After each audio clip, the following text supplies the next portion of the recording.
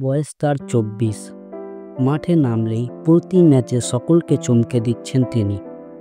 ভারতের জার্সিতে এই বছরেই ডেবিউ হয়েছে তার। আইপিএলে তিনি সানরাইজার্স হায়দ্রাবাদের জার্সিতে তাণ্ডব ছড়াচ্ছেন। কথা হচ্ছে ভারতের তরুণ অলরাউন্ডার অভিষেক শর্মাকে নিয়ে।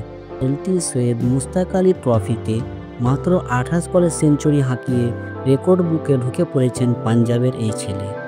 কয়েকদিন আগে ভারতীয় ব্যাটার হিসাবে টি-20 ক্রিকেটে দ্রুততম সেঞ্চুরি রেকর্ড করেছিলেন উর্ভিল প্যাটেল। ত্রিপুরার বিরুদ্ধে গুজরাটের উর্ভিল ২৮ বলে সেঞ্চুরি করেছিলেন। এবার তার সঙ্গে টি-20 ক্রিকেটে দ্রুততম সেঞ্চুরির আসনে বসলেন অভিষেক শর্মা। মেঘালয়ের বিরুদ্ধে মাত্র ২৯ বলে ১০৬ রানের অপরাজিত ইনিংস উপহার দিয়েছেন তিনি। বল হাতে প্রথমে ২ উইকেট ও পরে দ্রুততম সেঞ্চুরি করে ম্যাচের সেরা পুরস্কার ছিনিয়ে নিয়েছেন অভিষেক শর্মা।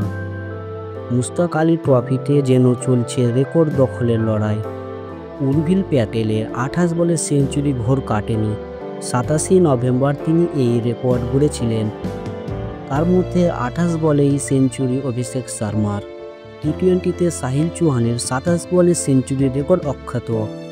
অভিষেক উর্ভিলদের যা দাপট, তাতে অচিরেই সাহিলের রেকর্ড ভেঙে যাবে হয়তো। দর্শক, এখন এই পর্যন্ত।